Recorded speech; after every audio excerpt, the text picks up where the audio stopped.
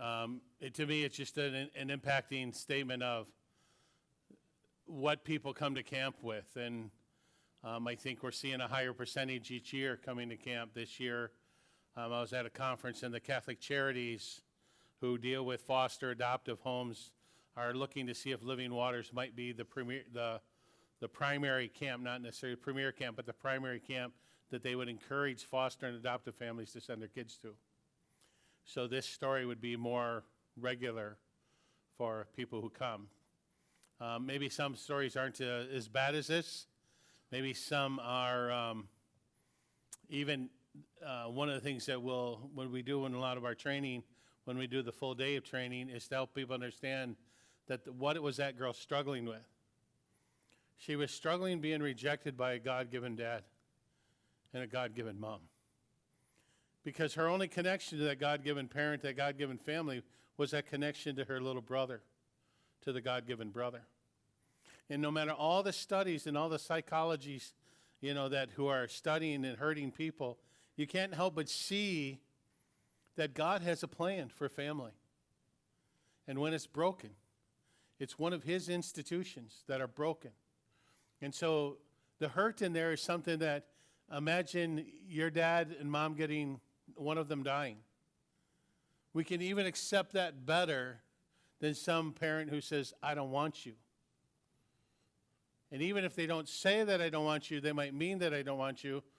But I've seen a 13-year-old boy that in a court, his mom said, no, Judge, I don't want to try to get back together with my son because I don't see him as my son anymore. I don't want to try to work at all to get back with him. Matter of fact, Judge, I never want to see his face the rest of my life. I never want to see his ugly face in my house or anywhere else the rest of my life or his life. 13 years old. Is that what you want to hear? From your God-given mom? From anybody. But the rejection is just huge. The rejection is huge.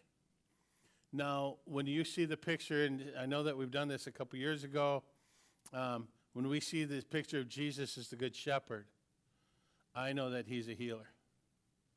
I know that he's a comforter. And how he reaches down to help the hurting sheep. This picture to me is is a concise way of understanding compassion, leaving what I have to do, what I want to do, what my job is, what my responsibility is, to help somebody who's hurting. Last month I was in a public school teaching this to public school teachers and administrators, and I got to spend 2.5 hours with them. The head of school, the superintendent, was in the class. And I said, can I ask you, why do you let me come in and show with my faith how that's changed life? He said, because we have seen the kids that come into your house within 6 months are different. And we don't see that or heard of that anywhere else. And I'm convinced there's nothing of me here except that these kids can see Jesus, the Good Shepherd. If they see Dennis, they have no interest in wanting to change their life. So when we say that we need to have a life that's controlled by God's Spirit, that we have a spiritual change. We're not to live a carnal life, that our lives should be spiritual. That means we should be able to show compassion, that sometimes that compassion is only possible with the help and the strength and the power of the Holy Spirit. We can't do it. So as soon as you recognize that I can't do it and you can't do it, the quicker we can realize we need to be God's representative, the shepherd, to those children, to those young people. And when we do that, then we can start doing that. Now look at, with all the problems, I want to start, I never did this slide till this week. I want to see why hurting kids coming to camp, what impact does it have? They're not with their God-given parent. They're coming out of foster, adoptive, unwanted. There are kids that are still in their home but feel or know that they're unwanted by a God-given parent, right? And it's always not just foster and adoptive. It can be just really messed up home lives. And it could be by people sitting in this group. Okay? I am not naive to think that just because people show up in church on Sunday, that being unwanted is not displayed or shown or experienced by children today. and maybe as older ones even, that you experienced that when you were a child.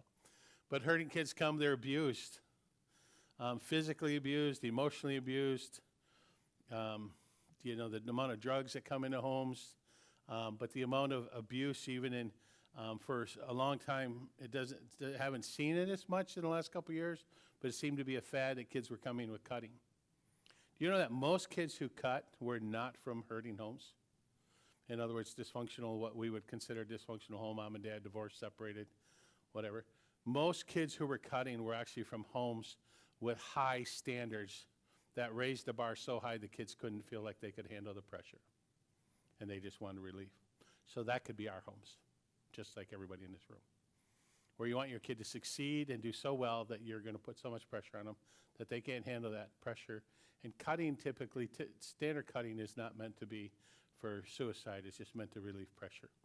If I put the pain in my wrist, in my arms, my legs, then I don't feel the pressure in my heart, okay, the pain. But neglected kids are just busy families. Mom and dads aren't home. Mom and dads aren't with their kids. That's coming to camp. That's been coming to camp. And it's a lot of times it's a cycle of hurt. Mom and dads have it. They don't know how to correct it. And I would like to contend that I don't think any of us know how to correct it without the power of the Lord. I don't think so. I've not seen it. I go to lots and lots of training. I work with other trainers and don't see anybody getting out of the cycle of hurt. Okay? When you have kids that have been in 20 foster homes and you go back to their biological mom and they say, well, I don't see that problem. I was in 30 foster homes.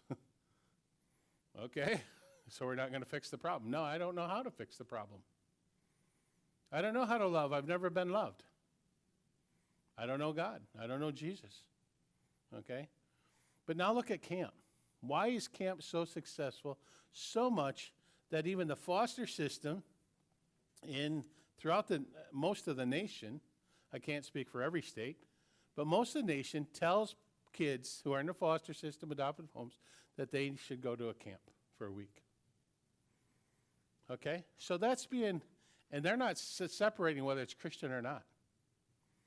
To me, I even think they're suggesting Christian ones because of some of the things, what they're looking for to get out of the program. But kids, when they come to camp, they get a fresh start. That's what camp offers them.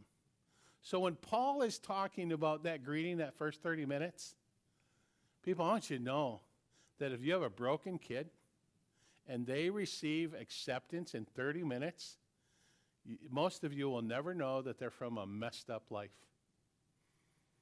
You won't know they're hurt all week because they have a new start with you, and they have a new start with the camp, and they have a new start with new friends. And you can have a kid in a foster home right above you, or adoptive home, or broken and hurting life right above somebody who's never experienced missing a meal, who's never experienced not having a hug, who's never experienced not going to church, right above the same bunk, and you won't know the difference. If we greet them, if we take some preventative measures, as if we know how to react to them. But you're surrounded by God's creation. How many of you ever sat by a cool sunset and not gone, wow? The clouds that are coming over, and if you take time and be still and know God, and you see the beautiful faces or the formations in the clouds, or the paintings in the sky, because of the sunset mixed with the clouds, mixed with the atmosphere that's going on. Sitting along a stream, the fire crackling at the fire. God reveals himself through his word, through his creation, and through intentional relationships. That's why I think camp is so effective in helping hurting kids. We have the perfect environment to help a lot of hurting kids. Not everyone. We have the ability to express God's compassion to someone who's hurting. Only with God's help, right?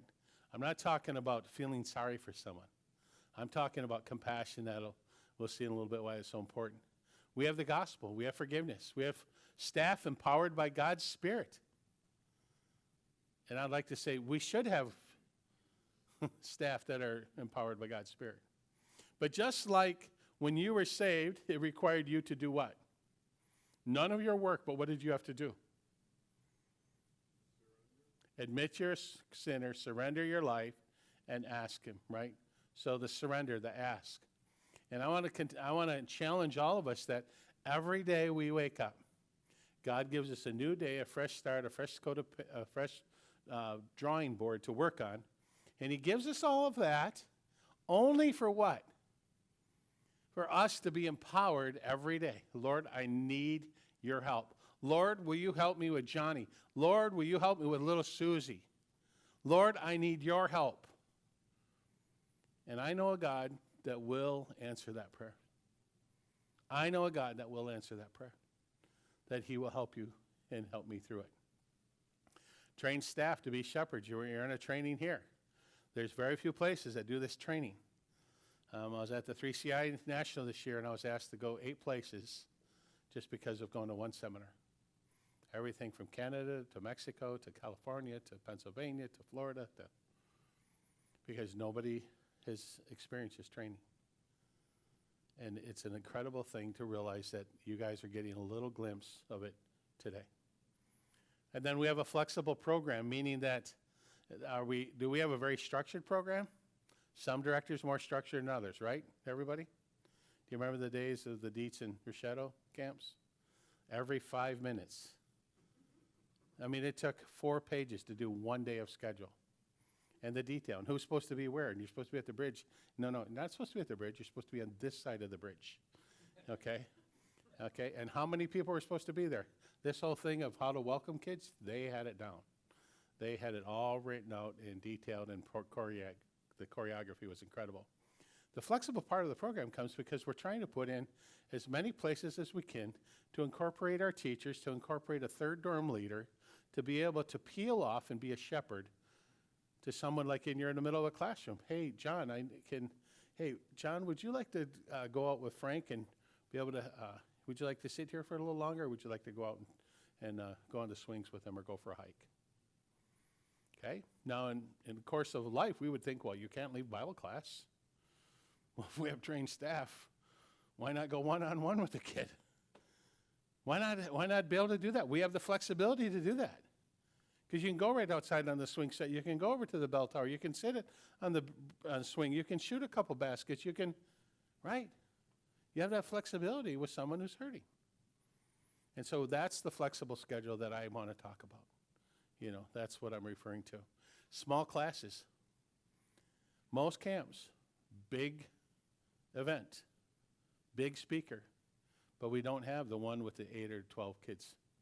And with that 1 to 12, we need to start having more and more where there's at least one dorm leader or one extra person who's in with that teacher that can break free with a kid with a camper who needs some help. Okay? So we need to realize that Living Waters is a great place for hurting kids to come to. And because the other part of it is, if they get into high school, we got people like this who are right in these rows that know how to help them. You don't even have to go to a teacher. You got other kids in the dorm. Most of the time I've seen kids come to Christ at high school campus from their peers, not from a teacher. Because kids are trained and ready to do that. So I thank you for that. But when is this distraction too big? Dirty, unclean, bad words, unkind, disrespectful, anger, hits someone, hurts themselves, hurts others, right? There are times that they need to be excused, you know, right? And that's the time that I call it the shoulder to the elbow. I was teaching that to my surgeon last week, and I think she said, how do you do that? Because I get kids who come in here that are screaming and yelling. How do you do that? And so it's rather than it's grab the elbow. There's nothing worse. Anybody want to get grabbed right here? Especially if my thumb, we think, Mr. Sanchez, if I grabbed you right here and pulled on your elbow. Okay? How would you like that? What if I took my thumb and dug it into your shoulder right here in that pressure point? You wouldn't like that either. So if I do that on your shoulder here, which would be your left shoulder, what does your right arm want to do? Boom. Right, all we did was wind up the rubber band.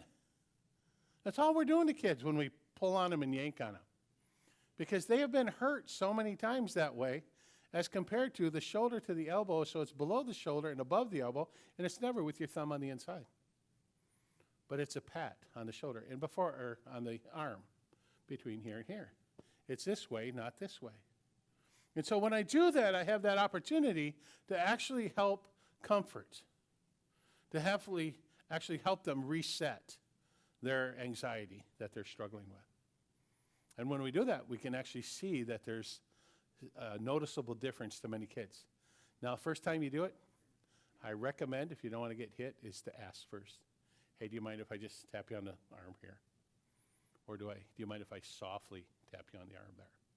Okay? With guys, it's typically, especially, you got to be careful, with the guys and the girls not to be rubbing, but patting is okay.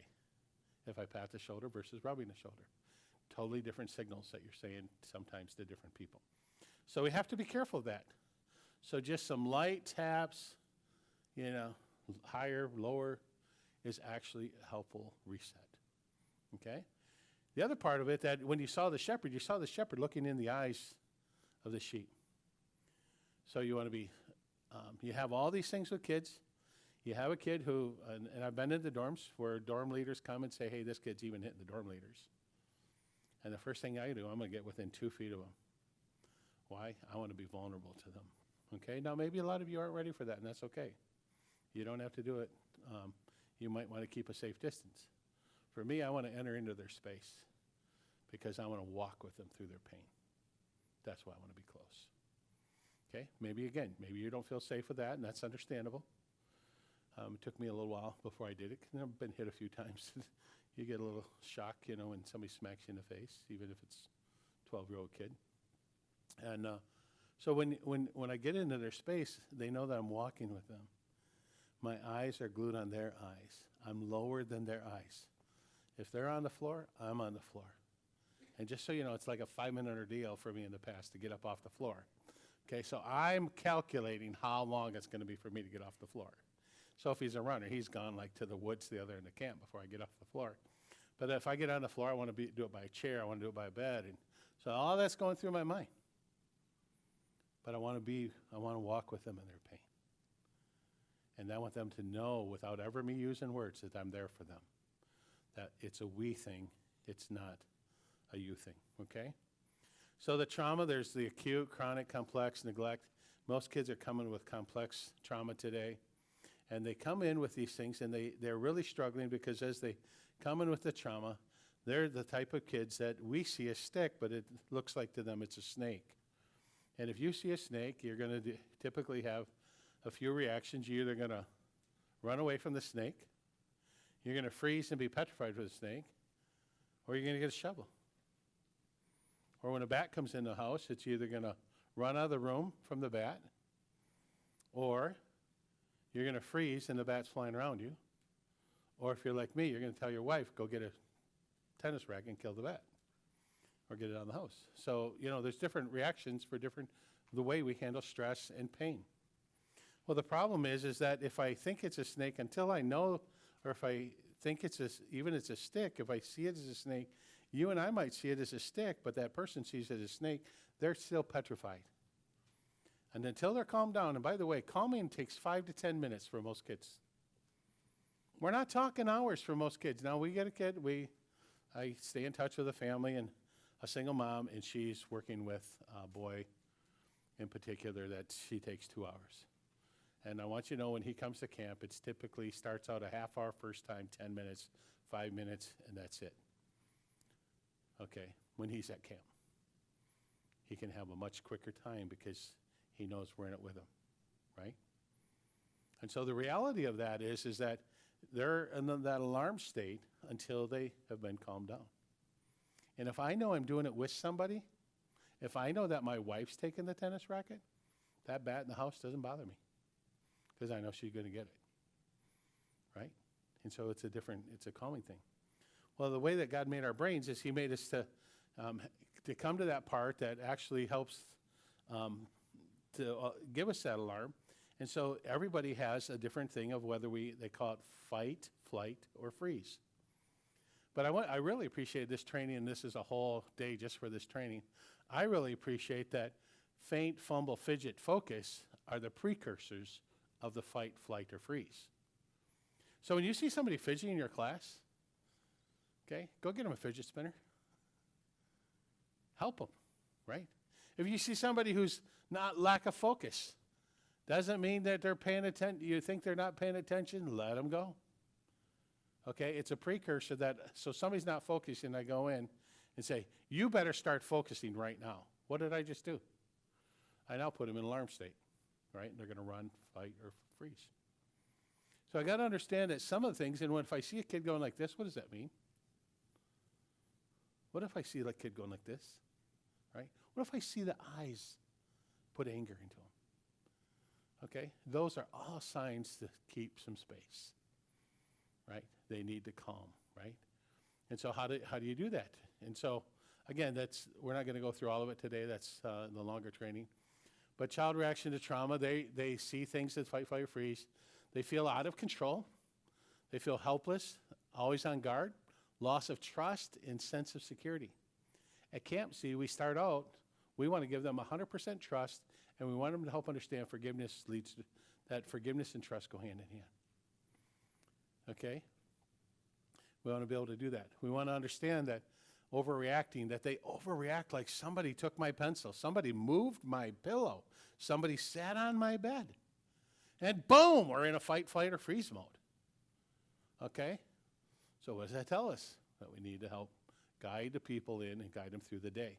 And this doesn't typically happen at high school camp because kids don't want to feel different.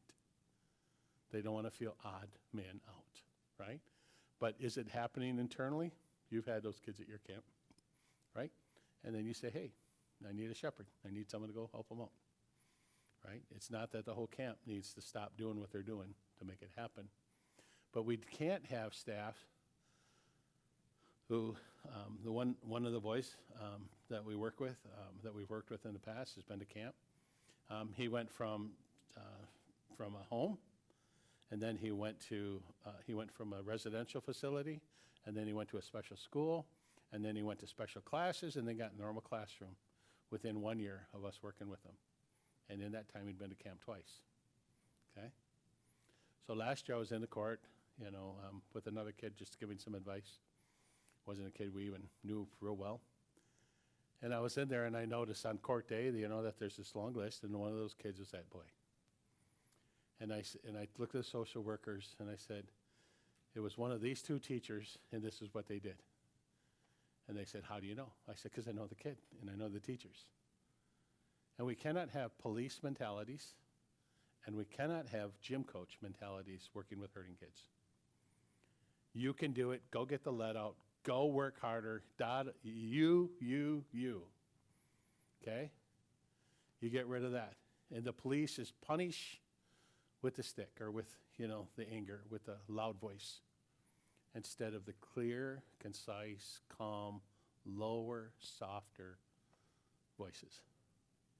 And anybody that knows my nature knows that that's not natural in me. And so I tell everybody, if God can change me, and God can use me to help hurting kids, he can help you easily, much easier. Because he has had to do a major reconstruction in my heart and my mind and my whole being and my personal who I am in order to help these kids. Okay? And you got to understand that sometimes these kids have reenactments of what they went through. You saw the girl. Here the mom got her a nice new dress, a nice new shirt, top, whatever you call it. But it reminded her of her dad that took it and probably ripped it and probably did other things with it that didn't show in the movie. That seemed like something that was totally good. She gives a doll and she breaks it by accident and her life falls apart. It was the one thing she treasured. But the other thing reminded of her dad and the abuse that she got from him. And there's lists here. We have them, like when you're coming to camp to get these lists and look at them, that here's normal behavior, which we learn in foundation camp. We teach what different age groups should be like. And now we have a whole different list. This is what kids who have been hurt also look like as well. Frequent reactions in when they're upset and they overreact to normal things, They avoid behaviors. A lot of times that when kids come in, we isolate them, from everybody, and we make a child feel ashamed or afraid of going crazy. They're afraid of that. They don't want to be, they want to be normal. They don't want to be treated special, and yet you're treating them special. So it's a cycle of hard realization or reacting to those things. So when you look at behaviors, a lot of times what we're looking at behaviors is here's the kid who's, you're looking at the behaviors on top of the iceberg, right? That's the part that shows, but then they have all their feelings and thoughts, their expectations, their beliefs. So many kids who've been traumatized are still struggling with two things. How could God have his son have to be beaten, bruised, crucified, and buried and hung on a cross? How could that God show love to anybody if he lets his son do that? And then they go the next step. How could God allow me to have that happen to me too? So kids disconnecting from God is huge. We say, "Our Father who art in heaven." And they say, "Our Father who beat the tar out of me." They can't connect. They can't connect a holy, loving Father in heaven. So we see the behaviors, right? They have big hearts. They control others. They're better with adults than their peers. They get a thrill from pushing your buttons, and they know how to push mine. They melt down as disorganized, forgetful, impulsive. And then some of you are saying, and some of you guys are saying, "Well, that's the way I am." And those that are parents say, "Well, I got a kid like that." Well, not every kid who has some of these behaviors have these problems. But if you see a lot of them happening, then you might want to think that maybe this kid's got more hurt than they know how. They're constantly moving and fidgeting. They always want to cuddle, wrestle. They want to be close to you. They even have a thing called weighted blankets today, where kids just take a blanket, they put in like 9 pounds, they put a certain percentage of the weight. They put 9 pounds in a blanket, they set it on their lap or put it over their shoulders, and that's a calming tool. Kids coming to camp probably don't want that, but maybe when they're going to bed, maybe if kids bring weighted blankets, don't make a big deal out of it, okay? Make it like, "Oh man, that's a cool blanket." Just, or something like that. They're sensitive to touch. Maybe if you touch them, there's certain noise, the sight, the smells, the clothes. Sometimes the kid will come and you take their blanket away and say, "Can I go wash it?" That was the only smell left that they had with their mom and dad. And you just changed it, even though it smelled really bad. So be careful with stuff like that. Would you like hey, do you want to, we can wash that together? Because sometimes they want to, in order to move on, they need to get rid of it. But at their time frame, not yours. Sometimes you have kids that playing a game, a simple game, doesn't work. It can be lightning. I watched a kid last summer take a basketball and throw it at somebody else because he couldn't handle the competition. They don't do competition very well. Difficult sleeping. They want a lot of carbs and eat well. Kids need to have food and exercise. Food every hour, exercise every 15 minutes. And that could be getting up and stretch. So if you're a teacher, to have your kids get up, I know it's going to lose 3 to 5 minutes of your class. But if you have a couple kids with that struggle, you might want to say, "Hey, let's run out to the basketball court." Not like foundation camp, go kiss the barn and back, right? But you might have them just go out, shoot a basket, come back in. You might have them just go down the hall, come back in. Feel free to use the bathroom. Kids that say, "I'm bored, I'm stupid," all that, they get angry, they quit, they cheat, all that kind of stuff. So there's just tons and tons of behaviors. But what we need to do is look for what's informing their behavior. And I changed this whole wording this year, that we need to have compassion to look at the history and the hurt in order to understand and seek the Lord for hearing their hurt, to hearing what's really inside of them. And some of the hearing, by the way, isn't audible. It's observable. And we need to realize that needs to happen. So Maslow, if anybody's had any psychology classes, you know that, thanks, Bo. So that Maslow says the sociological needs, the food, water, the warmth, the rest, if kids like this aren't getting rest, and it might not be that they didn't go to bed, it might be that they wake up every hour. It might be they're afraid to sleep because at home they poop the bed all the time. And they don't want that to happen at camp. So now they're unrested all day. Well, you can see a kid who's tired and say, "You know what? I need to whatever," right? And you need to help this person get rest. And then if they feel insecure, if they don't feel safe, if they don't feel you're along with them, right? And then you get those who don't belong. And I think some of you heard this story before, that we had this guy that, hurt. Titus kicked him between the legs, and a little bit later, they had to, Titus said, I forgive you. And then when it came, then I read and prayed with him. Then when it went on to that, then it was time to pray. And Titus said, Lord, thank you for we'll just call him John. Thank you for letting John live in our house and share my room. Less than an hour ago, he was getting kneed between the legs. Any guys here can think of doing that? Giving that kind of forgiveness? But it wasn't until the next part of his prayer. And he said, Lord, thank you for letting John be my friend. That's shepherding to the max. That's compassion to the max. And anybody who knows Titus very well knows that that is outside of Titus. That is all God controlled for a few moments in his life. 90% of the time, he's not like that, right, Paul? He's laughing. All right, 98%, okay. But Titus has got 2% of shepherding in him. Titus sticks up for those boys. If I say, hey, you guys need to clean your room right now, Titus might come up to me and just say, Dad, who cares if he cleans his room? You know what I mean? He protects these kids like crazy, and I'm thinking like, go for it, buddy, but I'm going to keep allowing those kids to see that you're their shepherd, right? But to esteem the needs, to let them know, and then ultimately, self-actualization is at the top of Maslow's triangle. I want you to know that this is not Maslow's triangle. This is Dennis's rendition of Maslow's triangle. This is, to me, a God-centered triangle, not a self-centered triangle. Self-actualization is at the top of Maslow's. You and I have been created for one thing, and that's serving others. And if we can help hurting kids realize that they have been designed and equipped by God to serve others, that it actually changes, that they get hope and purpose. And if we can bring them hope that God loves them, God's Son died for them, and that God designed them for a purpose, even amongst their hurt.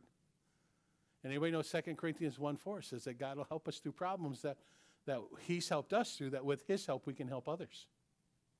God's word says that. I want you to know, every kid that comes to my house, 2 Corinthians 1:4 is plastered in their life weekly.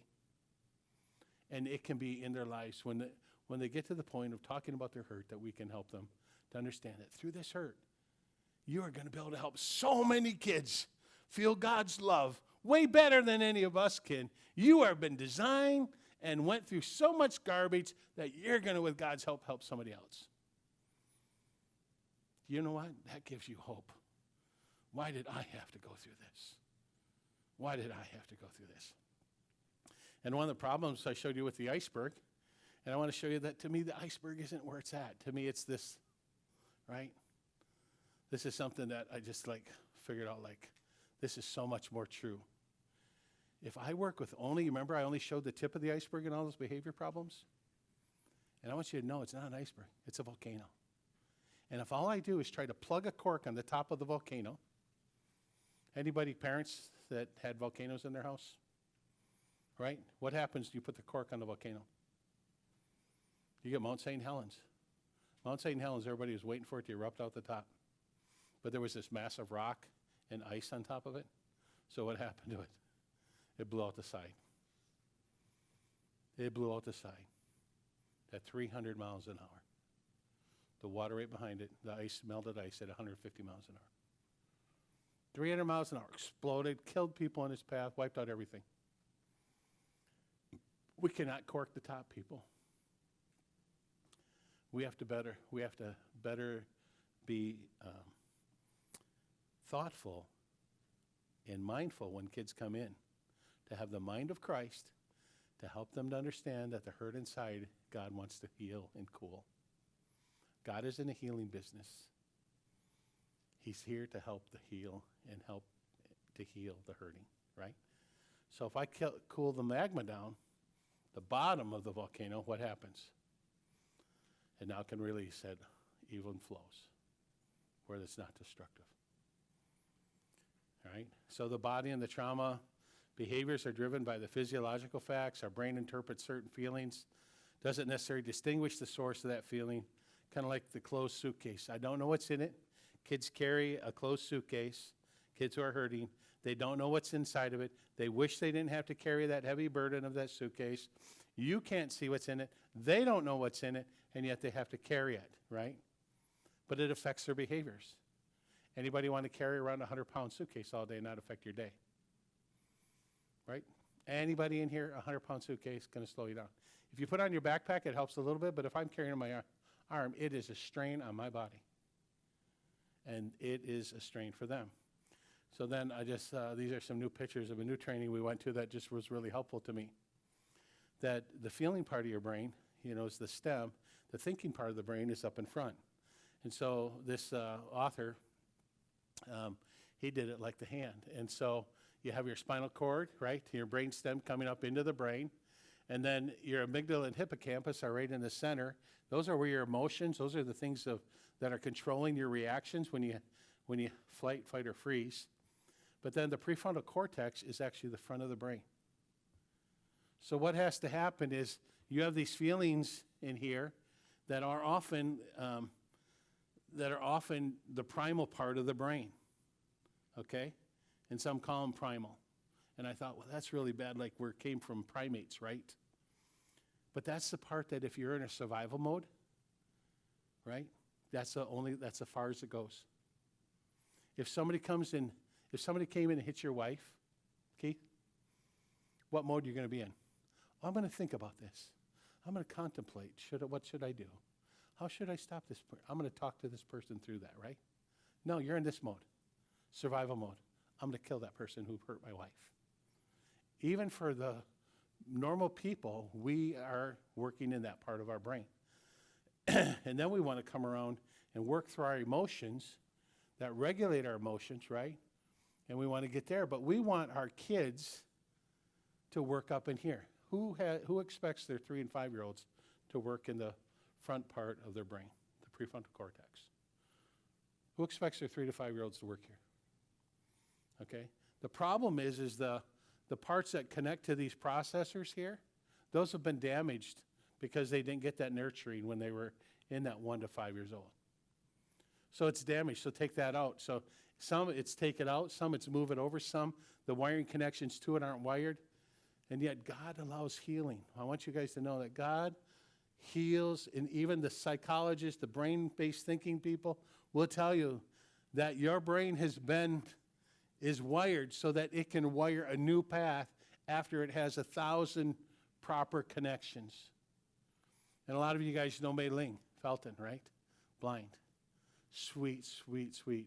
By the way, she's just in a play that played in lacrosse, and she was the first blind person that played a blind person in this play. And but you know what? If I asked Mei Ling to clean all the tables in the dining room at camp, how many of you would get mad at Mei Ling because she missed half of the stuff on the table? How many of you would get mad? Dan, could you get mad at Mei Ling if she missed half of it? Why not? She can't see what she's doing. And you know what?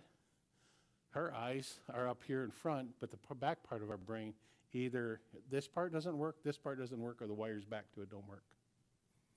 It's just a brain problem.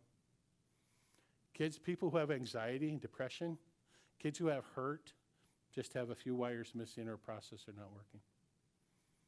But we yell at them. We expect them because they look normal on the outside.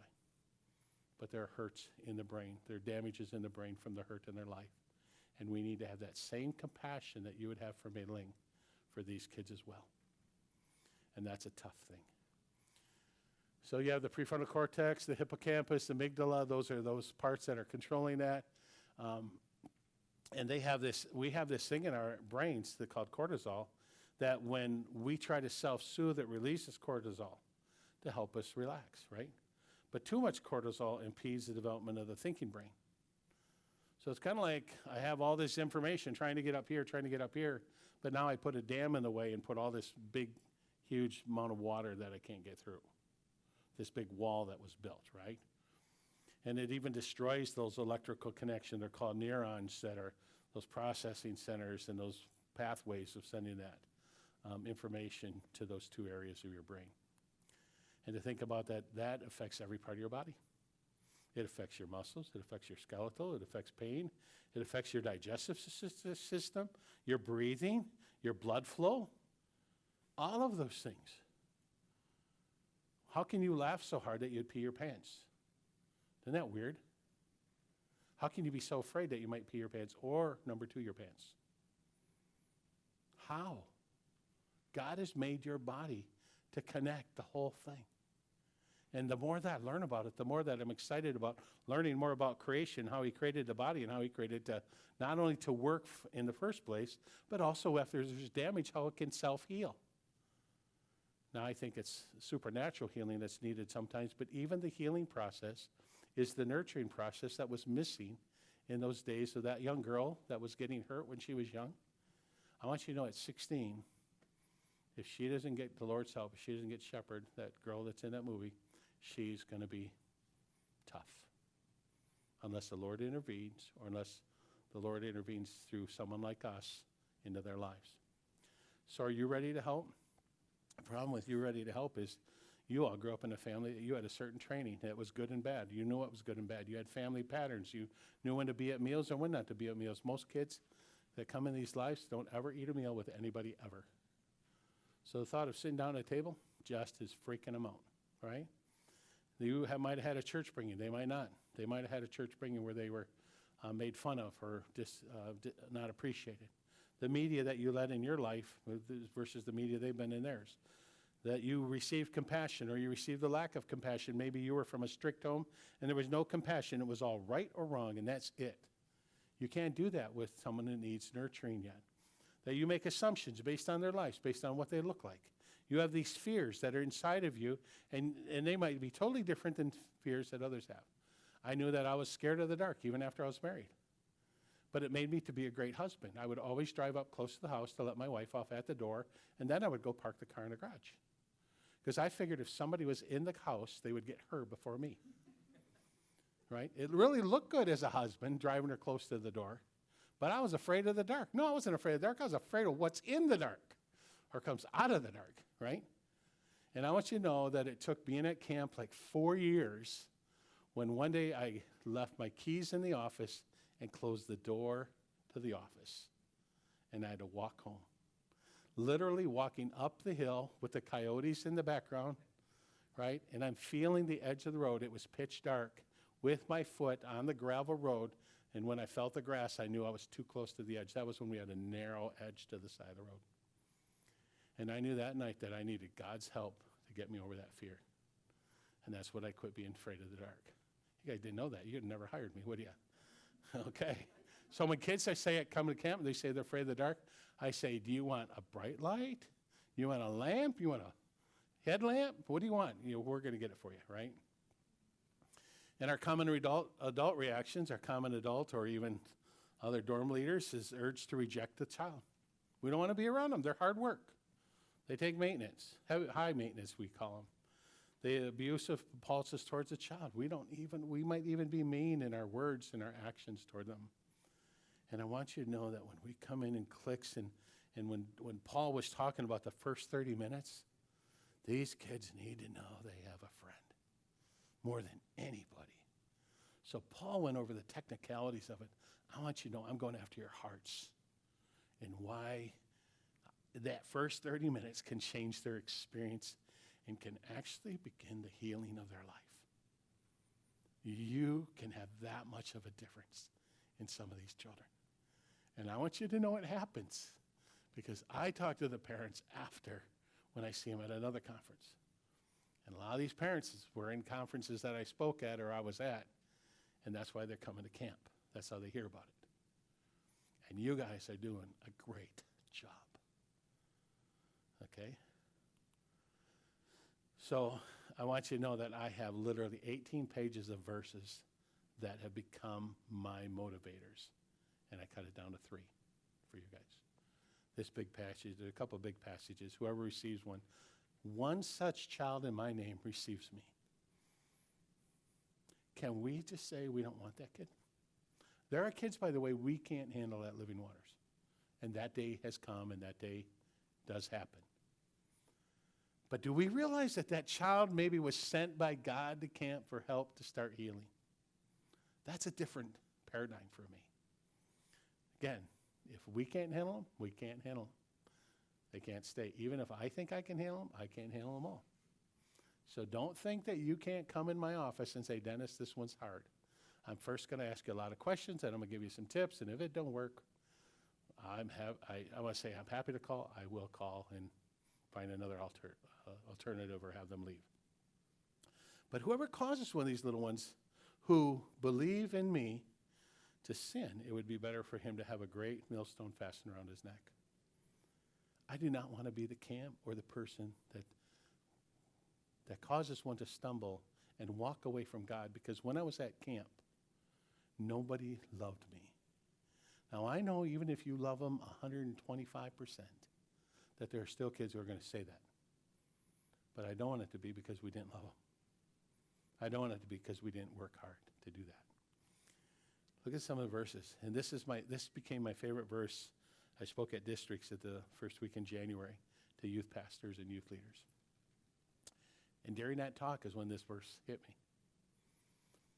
God demonstrated, Romans 5:8. God demonstrated what?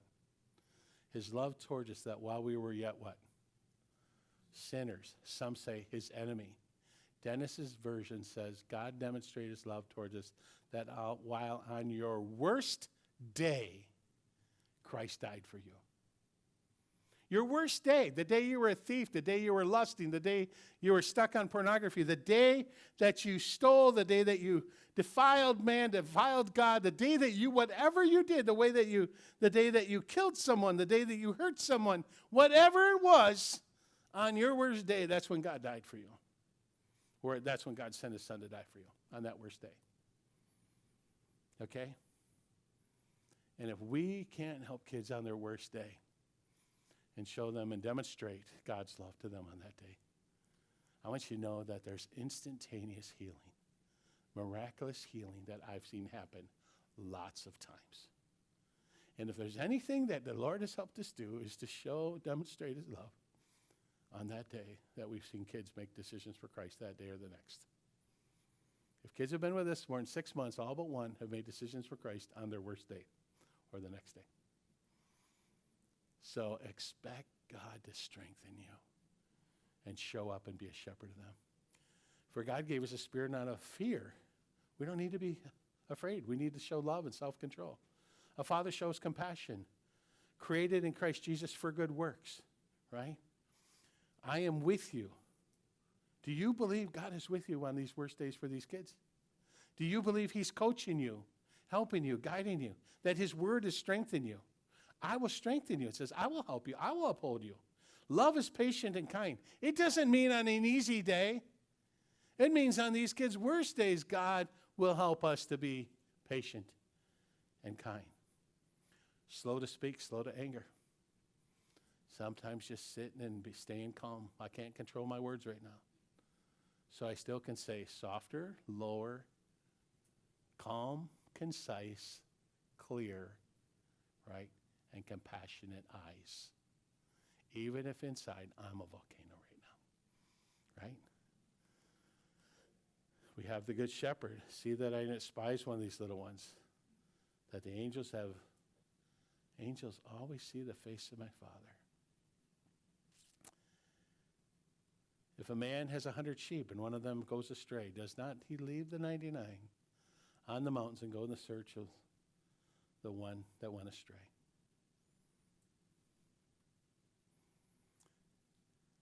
So if there's any encouragement in Christ, any comfort from love, any participation in the Spirit, affection and sympathy, complete my joy by being of the same mind.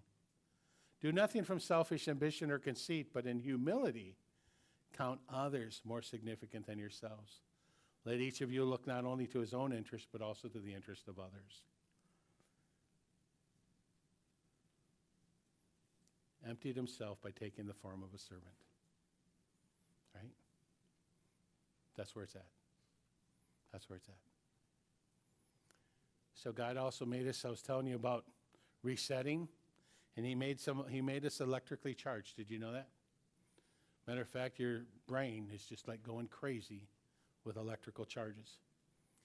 So this whole thing, I thought this was a bunch of psycho craziness, but I've since learned that I understand the physiology of the body. That what does everybody do with their computer when it doesn't work? turn it off and turn it on again. And you know what? You can do the same thing with a person. And that's when you can have them just hold on. And this can be high school. This can be smaller kids. Hey, let's just breathe together. Don't say you need to breathe right now. Let's breathe together. Kind of like we tell kids to sit out. You're going to lose swim time. No, let's just go breathe together. Let's just go chill. And I just use it for the older guys. I just say, let's go chill. Let's just sit and just breathe. Let's just take a deep breath. And I don't try to go through all this. There's a lot of different ones that are incredibly effective in schools today. But just take a deep breath and let's breathe in together. And you're counting to 4. You're not saying 1, 2, 3, 4. Right. Let's hold it. Let it out slow. Bring it back in. Bring it back in. Just do that 2 or 3 times. And that's a turn off, turn on electrically in the body. Okay, it's just like the same thing that you have a spine and your electrical signals are constantly going up and down. When I start moving my arms and make that same square motion and go back in and back forth, I'm resetting it as well. And that's a physiological design of your body, how it can reset, okay? I'm not a yoga fan, but be still, know that I'm God. Sitting by a fire, checking it out, looking at the clouds, all great things to do with kids who have anger problems that are struggling controlling their emotions. We can minimize their triggers. Here's some things not to do. The stern no, and get rid of that, right? And the mean looks, right? Get rid of stuff that's not, get rid of conversations. And I know we're at a Bible camp, but I know there are conversations that are going on that don't need to go on for younger children or even for children who are struggling. When we overschedule and the kids don't know what's coming, you know, if you're a dorm leader or a teacher or director, give announcements. Hey guys, after lunch, we're going to do this, and then we're going to do this. We're going to do this. Don't go past 2 or 3 of them. The next place, now we're going to do this, then we're going to do this, then we're going to do that. Right? Giving them heads up. In 10 minutes, we're going to try to be at the door, right? You know, trying to do that. The changes in your routine to say, oh, right after breakfast, we're going to go out and play on the playground. And then it's raining. And so to you as a director or a dorm leader or teacher, no big deal. Well, we can't go outside and play at the playground right now. We're going to just go back to our dorms. To a kid who can't control their emotions, the amygdala and the hippocampus aren't working, guess what? You just put them on overload, right? You just put them on overload. Adults getting angry, even if it's not at that child. Even if I'm yelling at you, and then you say, oh, you're freaking out because you're expecting to get yelled at right after her, right? And you guys know what it's like, right? When Dad got mad at you, you know that you're next, right? Well, actually, he got mad at you, and then you knew you were next, right? Yeah. Well, I guess maybe it was your mom who got mad, and then both of you at the same time. Mom was an equal opportunity destroyer. Corrector, right? But too many choices. You give them A or B. Don't give them, what would you like to do? If you don't know what they want to do, then how can they make a decision? They want A or B. Again, even as teenagers. Hey, guys, you want to go swing over at the swing and then we'll go to class? Or do you want to go straight to class now? We can go together. So as dorm leaders, you need to recognize what kids you need to go to class with, even though it was going to be your free time with your friends, even though they were going to get sodas or shakes or whatever during that break time. You remember leaving the 99 deal? Got to do it sometimes. Even if it's free night out, Joe only needs you right now. He only wants to be by Josh right now. So what does that mean? Leave your 99 and go help the one. You know, when they fall asleep, head out. And these things are critical in healing for them. So when you question them, when you give them timeouts, and what we need to do is work on prevention, okay? So we can minimize their triggers by doing prevention, by building a relationship, by helping them to have trust, you giving them trust, they know that you can forgive and that you still can trust them even when they make a mistake. Oh man, that's a bummer. I've goofed up like that before, and I just know I need to work on that. And we can work on that together, right? So it's a we. It's never you, It's never suck it up, buttercup. It's never get the lead out and get going. Okay? The way that we train in foundation camp is not the way you help hurting kids. Okay? So some stress busters, run and play. Maybe a song, some things. Okay? Little kids, it's going to be stuffed animals and toys, it's pictures, right? Blankets, food, places. The bell tower is just a great place. Certain people will do it. Prayer, thoughtful prayer in front of them, with them. Hey, can I pray for you right now? Can we pray together right now? Okay, to know that you're taking their request to God right now. Lord, just help Dan right now. He and I are just going through what did I just do? What did I just not do? I just didn't say Dan's struggling. I just said, help Dan and I right now go through this together, right? And then kind words, soft voice, right? And it's the whole thing of feeling safe, not just being safe. It's a whole thing of co-regulating. I can't just expect them to do it. They need that I'm gonna go through this. I'm gonna help them regulate their emotions, help them to regulate their thought process, to help them to get to the frontal cortex of their brain. That is a slow-moving machine. It's not a quick thing, right? And then if I can only do this if I'm regulated myself. If I'm yelling at them and then expect them to talk to me, no. If I try talking to them when they're angry, no. It doesn't work, right? So here's some strategies. By the way, I plan to go till 1:15, and then I'm going to cut the last session shorter. So here's some strategies, and these are in your book. Be emotionally connected. I want you to know that a kid who's been hurt and who's been abused and who's been taken advantage of knows how to read our sincerity real fast. They know whether you're focused on them or whether you're just saying the words. They want to see your eyes. You want to avoid the power struggles. I want to be in charge. Hey, that'd be awesome. If you want to walk up in front, that'd be great. I'll be right there with you. I don't need to walk in front. No, stay behind me. Okay, that's Dennis. No, stay behind me. The shepherd says, hey, I'll be right there with you. Right? Huge difference in their life. Because they've only been told and yelled at and criticized, and they don't know how to handle that. Staying calm. Softer, don't freak out. Elbow to the shoulder. Stop lecturing in love. Love means listen. U, so they understand. And V is to validate them. I want to validate their feelings. They're hurt. The kid who hit my wife. Man, I am so sorry you're hurting. My eyes lower than his. Soft, calm. You just beat my wife up. I want to kill you. That's what's going on inside my brain. Right? I want to hurt you really bad.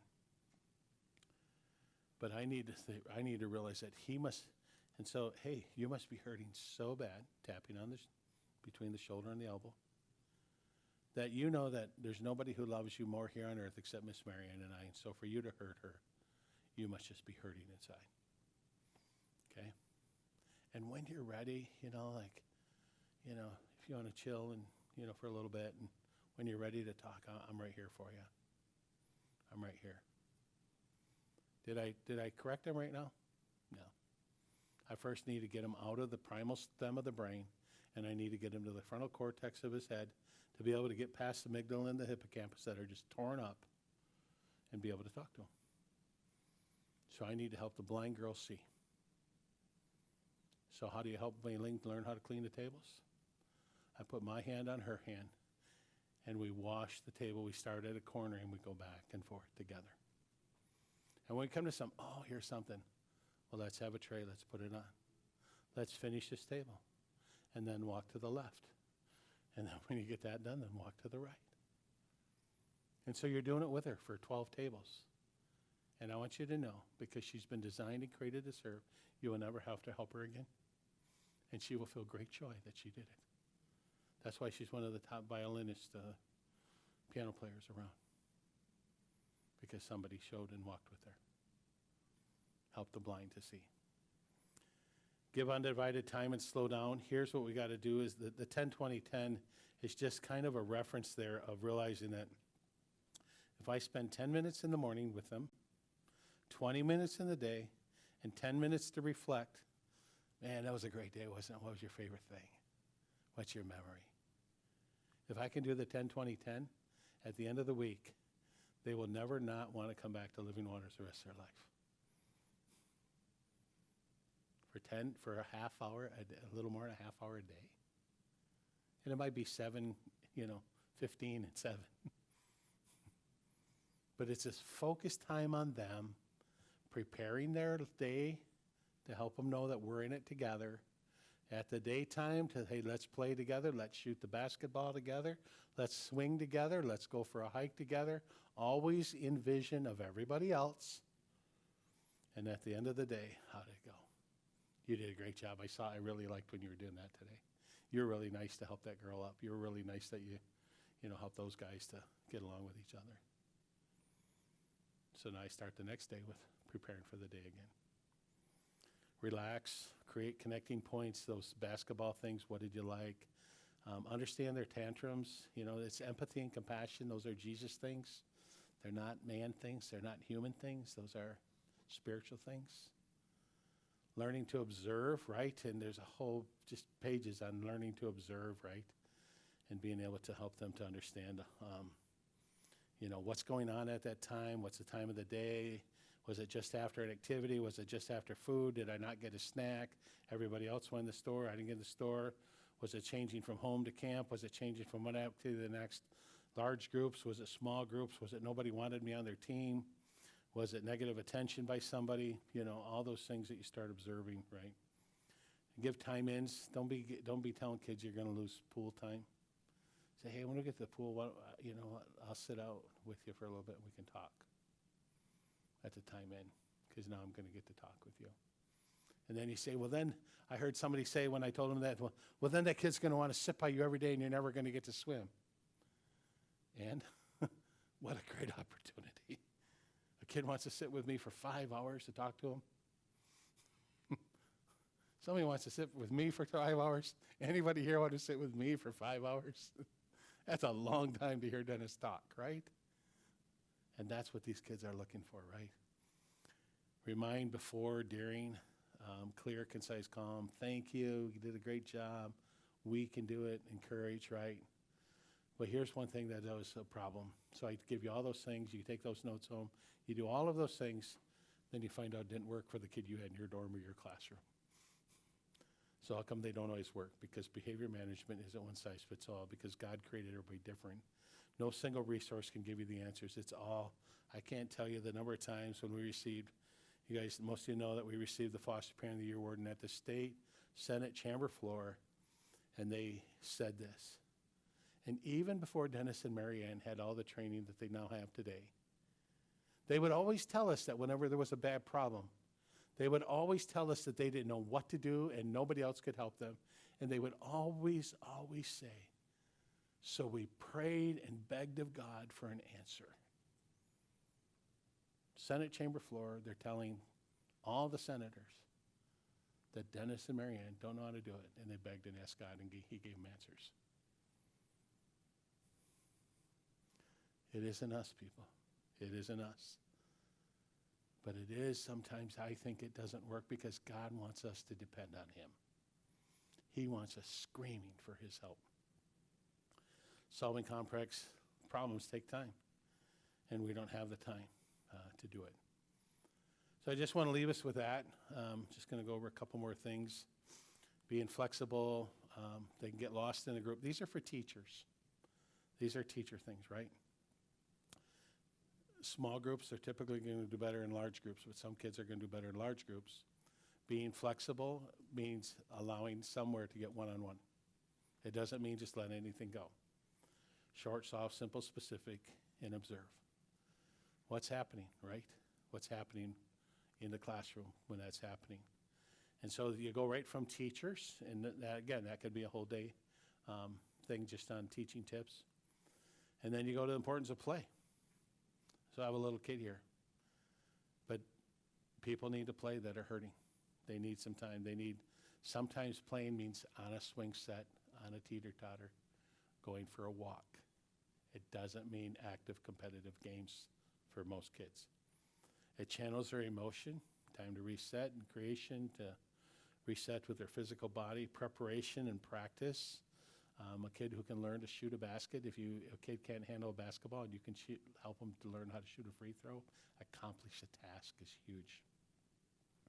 It enhances their creativity. It learns to help address conflicts, but don't do it in a conflicting location. Don't do it during the game. Do it when everybody else is playing basketball. A lot of these kids, let's go play some ping pong. Let's go play shuffleboard in the game room. Let's go play that basketball game. Okay? And it's not try to beat them. It's try to keep it at the level that they're playing. It promotes their friendship because now we did it together. Builds healthy, strong bodies and enhances brain development. God has made our physical body then to affect our brain. Isn't that crazy? I want you to know I go to brain-based thinking classes, and I'm waiting for a 3-hour worship time when you're done with that. You go to 8 hours of training on how the brain and the body connect. You want to do nothing but praise the Lord together. So think about a kid that you might know, that you might have seen at camp, at church, in a classroom. Would they be fighters? Would they be people who run away? They'd be people that freeze. Are they people that have anger issues, or they have withdrawal issues, right? Just pick one kid in your mind for this next little lesson here. So here's the thing. A child swears at a caregiver. The consequence is leave the room. I'd like you to talk to a couple people. It could be 2 to 4 people. Talk to the people next to you. And is this respectful, relevant, or realistic consequence? Go ahead. Just spend 1 minute quick. I'm thinking at camp. The caregiver, the reason I use caregiver, it could be the dorm leader, it could be a teacher, it could be the director.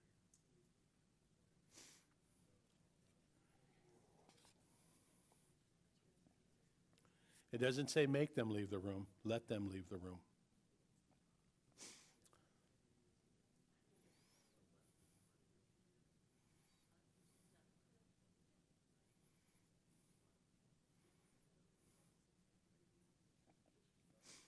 Okay, a couple responses.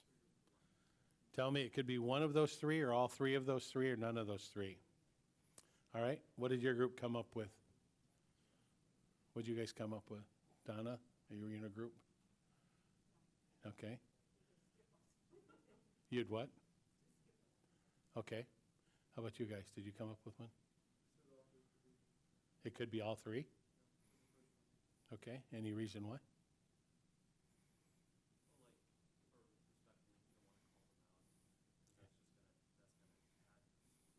Mm-hmm.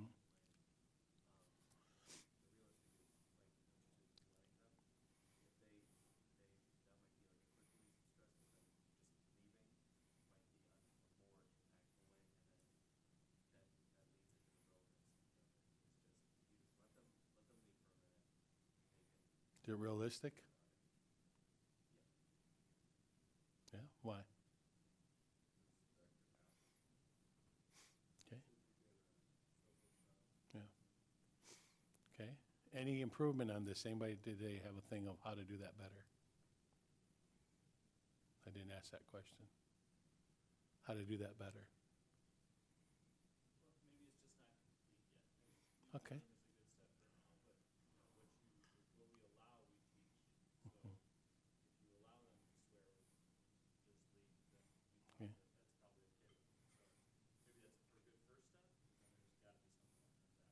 And what's going to come after it? Okay. Mm-hmm. Yeah. Okay. So once they're cooled down, now we're going to help train. Good. That's what I want these things to do. I want you to realize that some of the things that we typically do first, we wouldn't normally have done in the past. Or with kids, we would have expected the standard to be higher. But in kids that are hurting, we need to have first something to de-escalate the situation. Then when they're ready, Might be 10 minutes, might be a half hour, might be that evening. Then if they're in a talking mode and you're in a soft or calm mode, you're co-regulating, now I can co-teach. Right? Because you were asking, I don't know if you guys picked up, but Jason's very wise in this. He didn't say you should do this. He said, what are better words we can use? Right? What are things that we can do better? So he didn't tell him, Megan, you're a loser, kid. He's just looking for a better way. Because you're only going to bring them one step at a time, right? So you have these in your examples there.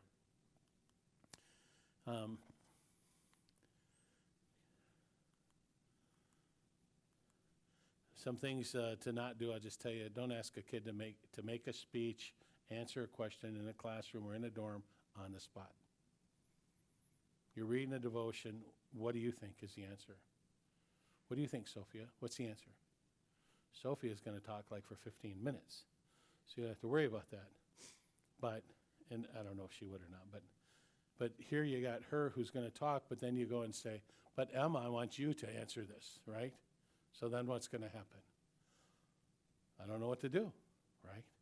And so there's panic, and the panic sets in a spiral, and we have to be careful of those. Instead of saying, anybody got a thought, like what we could think about this? Those open-ended questions go a lot further.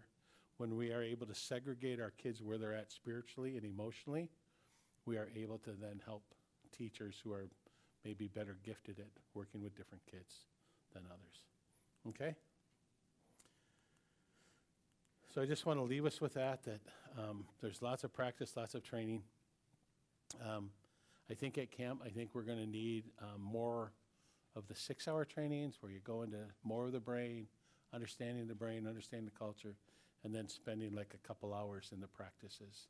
I don't see this happening ever in this hour and 15-minute thing, but it helps you. Hopefully you got a tip or two. Hopefully you got something to work on for you. Hopefully you can look up here, and anybody who knows me for 30 years or even 10 of those 30 years knows that this is not Dennis who can do this. And so you know if Dennis can't do it, you probably have a better chance of doing it than I have been. All right? Father, I just thank you that you're the God who loves us and has compassion on us, that you demonstrated your love to me on my worst day. And on my worst day, you sent your son, Jesus, to die, to shed his blood, to forgive and to heal, and help me to be your representative, your shepherd, into the hurting lives of other people. We thank you that you want us to use us as your vessels to help people to see how much you love us and what happens when you control our lives. We thank you and we praise you in Jesus' name. Amen.